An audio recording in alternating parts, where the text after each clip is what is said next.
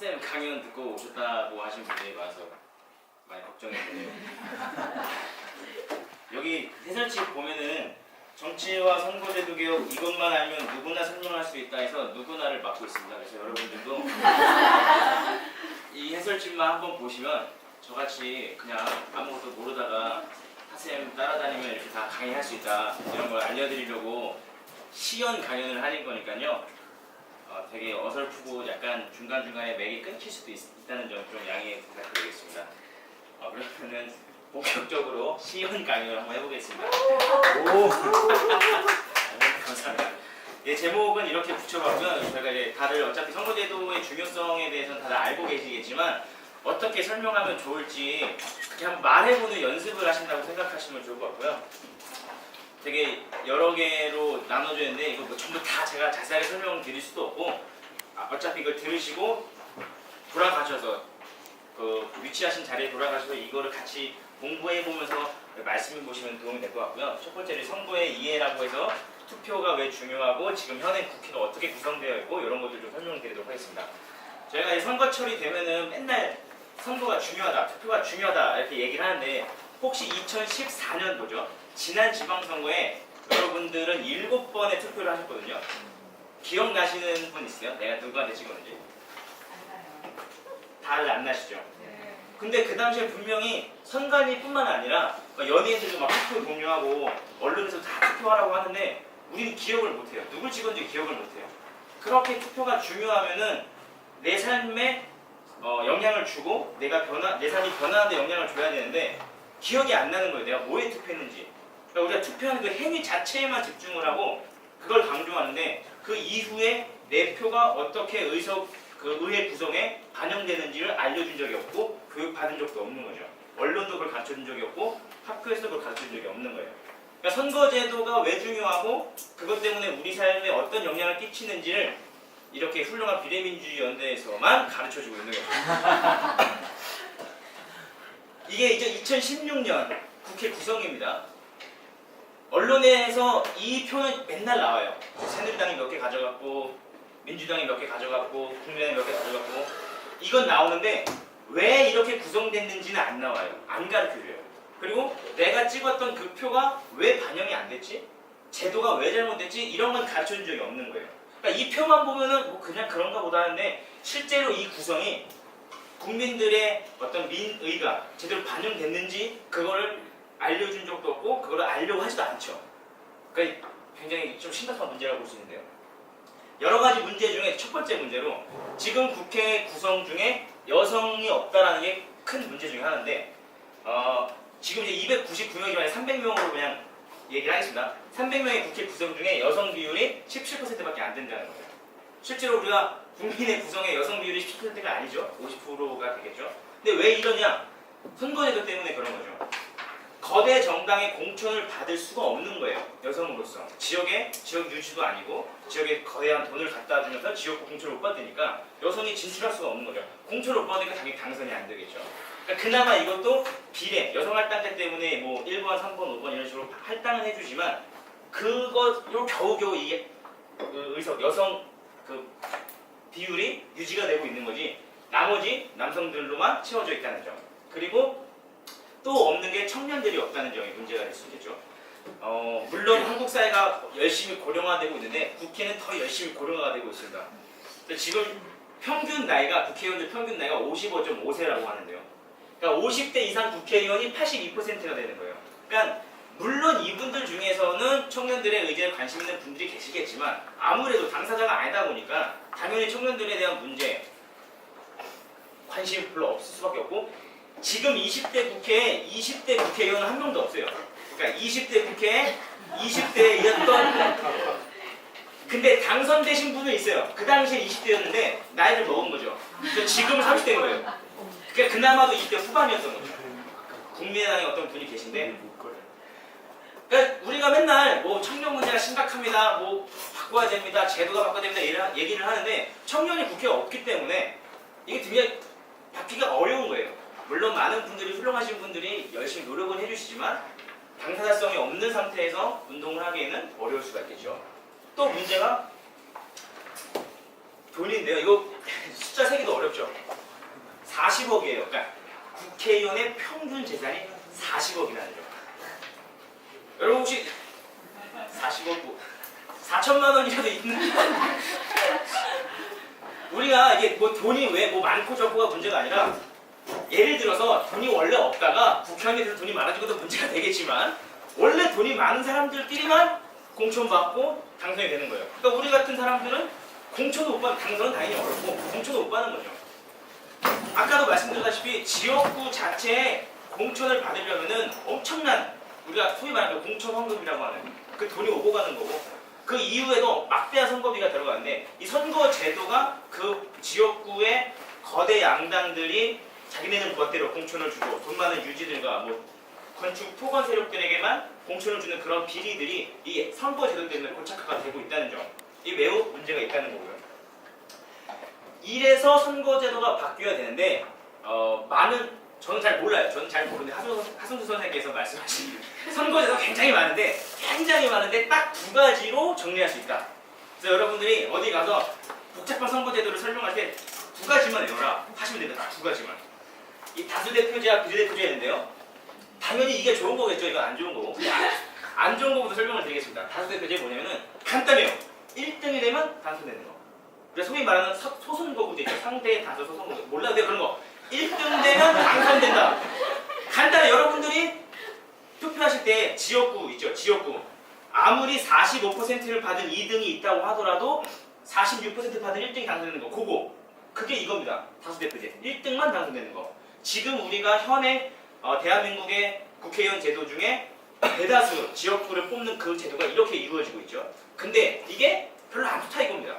아까 말씀드렸던 그 문제점들이 이것 때문에 발생하는 거고 우린 이걸로 바뀌어야 되는데 이게 여러분 많은 분들이 연동형 비례대표제라고 하면 어렵다고 얘기하시는데 하나도 안 어렵습니다. 뭐냐면은 표를 얻은 만큼 의석을 가져간다. 끝이에요. 어떤 정당이 30%의 정당 득표를 받았으면은 전체 의석에서 30%의 의자를 가져가는 거 간단하잖아요. 우리는 이걸로 바뀌어야 된다. 끝이에요. 이것만 설명하시면 되는 거며. 물론 이제 끝은 아니에요 사실. 자, 근데 우리나라가 국회의원 제도가 뭐 어쩌고 저쩌고 뭐 하는데 우리나라도 비례대표란 이름을 쓰긴 쓰는데 그게 왜 사이비 비례대표인지 얘기를 드리겠습니다. 우리나라 이제 300명 중에 47명만 지금 비례대표를 뽑는 거예요. 그럼 나머지 이 지역구 국회의원들은 비례대표를 뽑는 게 아닌 거죠. 근데 원래 비례대표의 의미는 전체 300명 총 정당 득표할 만큼 의석을 배분하는 게 비례대표제잖아요. 근데 우리는 딱 요만큼만 정당 득표율대로 가져가니까 요 정도의 비례성만 보장해주고 여기는 비례성을 보장을 못 해주는 거죠.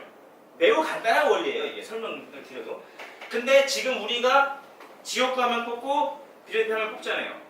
이 현행 제도를 그대로 유지하면서도 연동형 비례대표제로 변화할 수 있다. 그러니까 사실 유권자들에게는 큰 변화가 없다.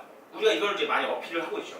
바뀌는 건 많이 없지만 이 의석 배율, 비율 자체를 300명 파일로 늘려야 된다. 이렇게 이해를 하시면 될 것 같고요. 뭘 죽이겠다는 얘기냐면요. 아까 얘기했던 그겁니다. 2등을 뽑은 표들은 다 죽는 거예요. 우리가 사표라고 하죠. 그러니까 1등으로 당선되지 않은 많은 2등, 3등, 4등 표는 죽었어요. 우리가 87년 이후 그동안 죽은 표를 다 세봤더니 7천만 표가 넘게 죽었어요. 그러니까 물론 이게 좀 약간 극단적인 숫자긴 한데 딱 직관적으로 느껴지잖아요. 그동안 국민들이 열심히 7천만 표의 그 투표용지가 사실상 의미가 없어진 종이가 되는 그냥 폐용지가 되는 거예요. 문제가 심각한 거죠. 그만큼의 국민들의 의사가 반영되지 않은 채 계속 독점적으로 양당 구조가 고착화되게끔 만들어진 이 시대적 흐름이 있다는 거죠.